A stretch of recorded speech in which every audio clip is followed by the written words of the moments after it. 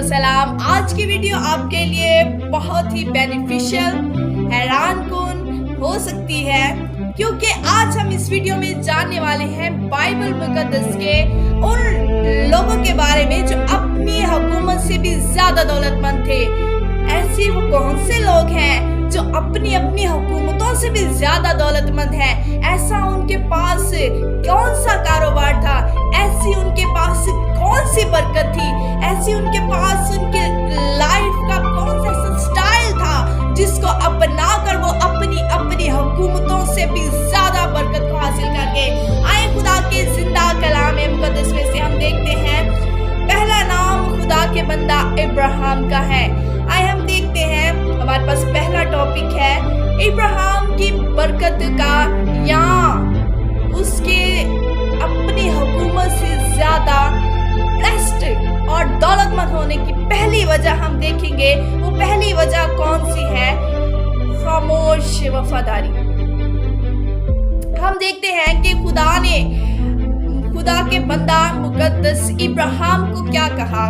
आए हम खुदा के जिंदा कलाम मुकद्दस में से अपनी रहनुमाई के लिए देखते हैं। पैदाइश की किताब 12वें बाब की पहली आयत का से ही आपके लिए तलावत करूंगी। और खुदावन ने इब्राहिम से कहा कि तू अपने वतन और अपने नातेदारों के बीच से और अपने बाप के घर से निकलकर उस मुल्क में जा जो मैं तुझे दिखाऊंगा, और मैं तुझे एक बड़ी कौम बनाऊंगा और बरकत दूंगा, तेरा नाम सरफराज करूंगा, सो तू भाई से बरकत हो। आगे हम चौथी आयत की तलावत करूंगी आप सबकी रहनुमाई के लिए, ताकि हमारा जो टॉपिक है वो ज्यादा मजबूत हो सके। यहाँ पर चौथी आयत का समय लिखा है, सो इब्राहिम खुदावन के कहने के मुताबिक चल पड़ा। आमीन। तो हम देखते हैं कि यहाँ पर खामोश वफादारी का क्या मतलब है। यहाँ पर खामोश वफादारी का मतलब ये है कि खुदा के बंदा मुकद्दस इब्राहिम ने कोई आर्गुमेंट खुदा के सामने नहीं किया है कि मैं नहीं जा सकता, मेरे पास बैल है, गाड़ी है, माँ बाप है, पेरेंट्स हैं, घर को बेच लूँ, थोड़े से ये चीजें ले लूँ, साथ में सफर के लिए ये ले लूँ। हम देखते हैं कि क्या लिखा है, सो इब्राहिम खुदावन के कहने के मुताबिक चल पड़ा। उसने कोई आर्गुमेंट नहीं किया, कोई वजह पेश नहीं की, कोई भी खुदा के सामने सवाल नहीं रखा कि खुदावंद मैं इस वजह से नहीं जा सकता, कल चला जाऊंगा, परसों चला जाऊंगा। खुदा के कहने के मुताबिक वो चल पड़ा। दूसरा इसमें हम ये देखते हैं, जब वो चल पड़ा है तो वो बगैर किसी सोच के चल पड़ा है। कौन सी सोच आ जाती है कभी कभी हमारी जिंदगी में? हमारी जिंदगी में बहुत सारी सोचें जन्म ले लेती हैं, जैसा कि खुदा मुझे कहाँ भेज रहा है, मैं पता नहीं खुदा मेरे साथ कैसा सलूक करेगा, और बहुत सारी ऐसे सवालात जो हैं वो एक इंसान होते हुए जिंदगी में आना या जहन में आना मामूल की बात हो सकती है। लेकिन यहाँ पर हम देखते हैं कि खुदा के बंदा इब्राहिम के जहन में ये भी कोई सवाल नहीं आया है कि खुदा मुझे कहाँ पर भेज रहा है, वो जगह कैसी होगी, मैं कैसा होऊंगा, क्या मुझे कहाँ सोना पड़ेगा, कहाँ कैसे खाना पड़ेगा, जिंदगी कैसी होगी, घर कैसा होगा, कुछ भी उसने नहीं सोचा, बल्कि उसने खुदा के कलाम में क्या लिखा है, और सो इब्राहिम खुदावन के कहने के मुताबिक चल पड़ा। पहली बात हमने देखी है कि वो खामोश वफादार रहा। दूसरी बात हम ये देखते हैं कि उसने हर चीज से ज्यादा खुदा पर भरोसा रखा कि अगर खुदा मुझे भेज रहा है तो वो मुझे अच्छी जगह देगा, वो मुझे अच्छा खाना भी देगा, वो मुझे अच्छी जगह पर सुलाएगा, वो मेरे कपड़ों का भी इंतजाम करेगा, वो मेरी एक एक चीज का, घर का, गाड़ी का, बच्चों का, बीवी थी साथ, किसी भी चीज का उसने जो है वो आर्ग्यूमेंट नहीं किया, फिक्र नहीं की, बल्कि क्या किया है, मुकम्मल तौर पर भरोसा किया और खामोशी के साथ जहां उसको खुदावन ने भेजा वहां पर उसने अपने डेरे को लगा लिया है। दूसरा हम देखते हैं कैसे वो लोग बिलियनर्स बन गए, कैसे वो अपनी हुकूमत से ज्यादा ताकत ताकतवर बन के, दौलतमंद बन के। उसमें हमारा दूसरा पॉइंट है, उन्होंने सब्र से अपनी बरकत का इंतजार किया। हम देखते हैं कि खुदा ने इब्राहिम से कहा कि मैं तुझे औलाद दूंगा, लेकिन ये नहीं कहा कि मैं कब दूंगा। ना वक्त, ना टाइम, ना दिन, ना साल, कुछ भी नहीं बताया। लेकिन उसने क्या कहा कि खुदा ने सबसे पहले मियाँ बीवी दोनों के नाम को तब्दील कर दिया। पहले सारा का नाम सारी था, फिर सारी से सारा कर दिया, और अबराम जो पहले इब्राहिम का नाम था, अबराम से इब्राहिम कर दिया। कौमों का बाप, कौमों की माँ कर दिया। तो हम देखते हैं कि अभी तो उनके पास कुछ भी नहीं था, ना औलाद थी, ना कोई कुछ भी नहीं था, लेकिन खुदावन ने कह दिया कि तुम क्या हो, कौमों के माँ बाप हो। सारी, तुम सारी नहीं, सारा होगी, कौमों की माँ होगी। तो हम देखते हैं कि उन्होंने सब्र, तब भी कोई आर्गुमेंट नहीं किया, तब भी खामोश वफादार रहे, सब्र से खुदावन की बरकत का इंतजार करते रहे। और आखिरकार ऐसा हुआ कि ना सिर्फ उनको खुदावन ने औलाद की बरकत से नवाजा, बल्कि फाइनेंशियली भी उनको बहुत ज्यादा ग्रो किया। और आखिर खुदावन ने उनको जो है औलाद नरीना की बरकत भी बख्श दी। और बहुत ज्यादा इंतजार करने के बाद हम देखते हैं कि खुदा के बंदा इब्राहिम की जिंदगी में एक टर्निंग पॉइंट आया। वो टर्निंग पॉइंट कौन सा था? वो टर्निंग पॉइंट था, खुदा ने कहा कि अपने बेटे को मेरी राह में क्या कर दे, कुर्बान कर दे। और जब खुदा ने कहा कि अपने बेटे को मेरी राह में कुर्बान कर दे, तब भी उसने कोई आर्गुमेंट पेश नहीं किया है। आर्गुमेंट जो पेश कर सकती थी उसकी बीवी, उसके साथ भी उसने कुछ शेयर नहीं किया है। वो बस सामान पकड़ा है, रस्सी पकड़ी, छुरी पकड़ी, लकड़ियां पकड़ी, बेटा लिया, गधा लिया, और सब कुछ लेकर क्या हो गया है, रवाना हो गया है सफर को। और उसका बेटा पूछता है इसहाक के बाप, हम कुर्बानी करने के लिए तो जा रहे हैं, लेकिन बर्रा कहाँ है? उसका इतना जबरदस्त ईमान देखते हैं, भरोसा देखते हैं खुदा पर। उन्होंने कहा, खुदा के बंदा इब्राहिम ने, कि खुदावंद खुद ही मुहैया कर देगा। और हम देखते हैं यहाँ पर ये बड़ी गौरतलब बात है कि जब खुदा ने देखा कि इस इंसान ने अपनी औलाद को, जो इतना सब्र करने के बाद इसको मिली है, इंतजार करने के बाद बुढ़ापे में इसको मिली है, इसने उसको भी मेरे लिए दरेग नहीं किया। तो फिर हम देखते हैं कि खुदा ने अपने आसमान के दरवाजों, फाटकों को खोल दिया। पैदाइश की किताब के 22वें बाब की 25वीं आयत का कि मैं आपके लिए तलावत करूंगी। और खुदावंद के फरिश्ता ने आसमान से दोबारा इब्राहिम को पुकारा और कहा कि खुदावंद फरमाता है, चूंकि तूने ये काम किया, अपने बेटे को जो तेरा इकलौता है दरेग ना रखा, इसलिए मैं भी अपनी जात की कसम खाता हूँ, मैं तुझे बरकत पर बरकत दूंगा, तेरी नस्ल को बढ़ाते बढ़ाते आसमान के तारों और समुद्र के किनारे की रेत की मानद कर दूंगा। तेरी औलाद अपने दुश्मनों के फाटक की मालिक होगी, और तेरी नस्ल के वसीला से जमीन के सब कौमें बरकत पाएंगी, क्योंकि तूने मेरी बात मानी। हमारे लिए यही हासिल कलाम है कि क्या हम खुदा की बात मानते हैं?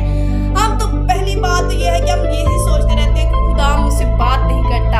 ऐसा हरगिज़ नहीं है। अगर आप चाहते हैं कि मैं आपके लिए इसी टॉपिक पर भी वीडियो बनाऊं कि खुदा आपसे बात करता है, किन किन तरीकों से बात करता है, कौन कौन से वेज हैं और क्या तरीक़ाकार है, हम खुदा की आवाज़ को सुन सकते हैं, पहचान सकते हैं, तो आप कमेंट्स लाजमी करें, वीडियो को आखिर तक देखें। खुदावंद आपको बरकत दे। और अभी हम नेक्स्ट सीखते हैं कि खुदा ने कहा कि तूने मेरी बात सुनी और सुनकर उसको मानकर पूरा किया।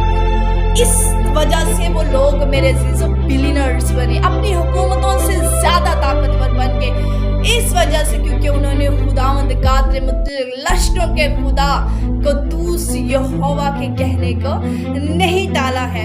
जिस तरह यहोवा उनको कहता गया है, उन्होंने कहा कि यहोवा हर वक्त हमारे साथ क्या है, भला है। उन्होंने खुदा की भलाई पर, खुदा की मोहब्बत पर यकीन करते हुए आगे बढ़ते गए। इसी तरह से हम देखते हैं कि खुदा के बंदा सुलेमान बादशाह बहुत ज्यादा फेमस है हमारे कलीसिया में, हमारे चर्चेस में, कि सुलेमान बादशाह तो पहले ही बादशाह थे, एक बहुत फेमस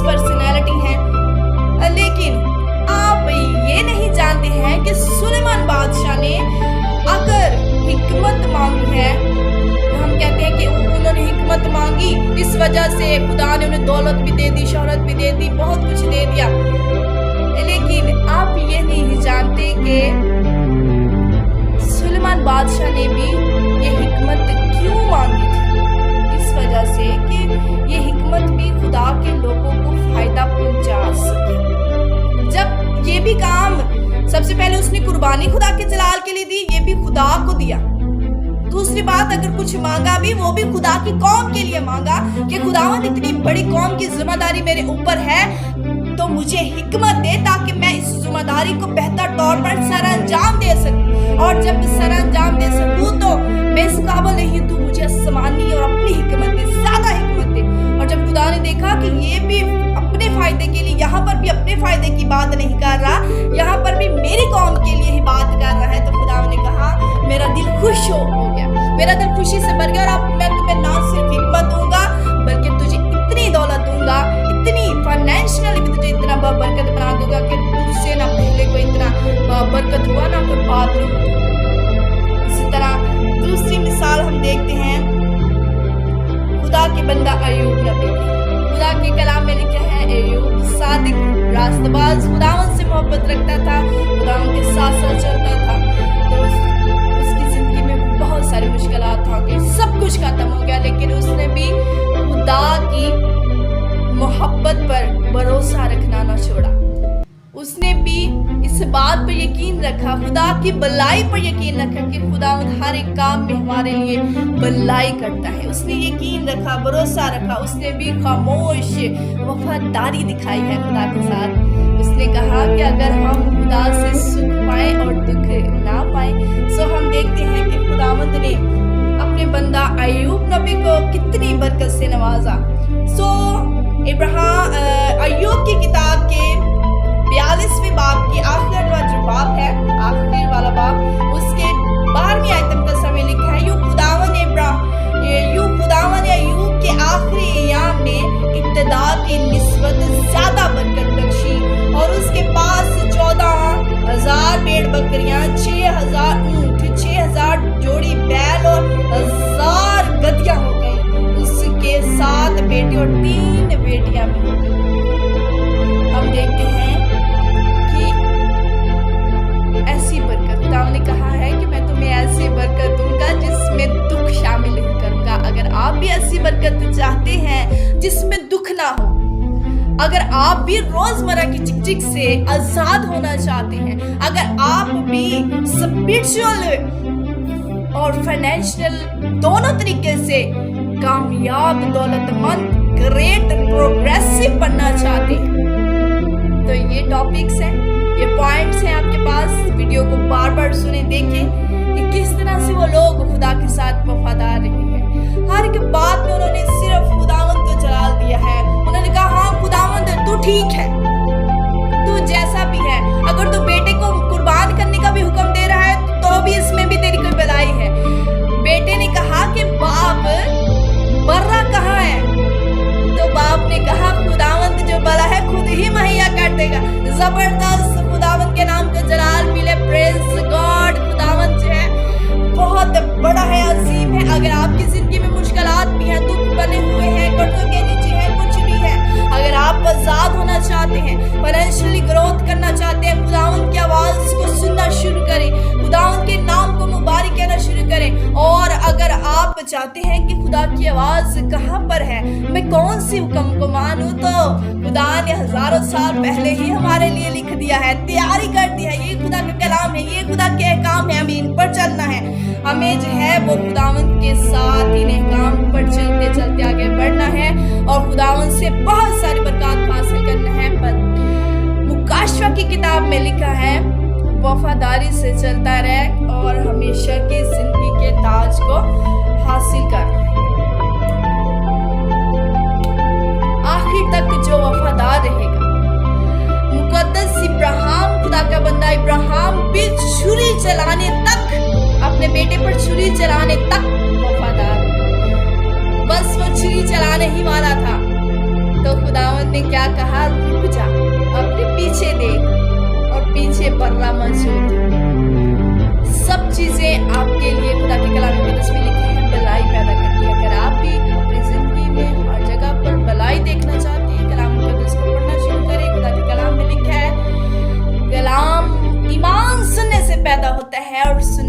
के कलाम में। वीडियो को ज़्यादा से ज़्यादा शेयर करें, खुदा के नाम को जलाल दें।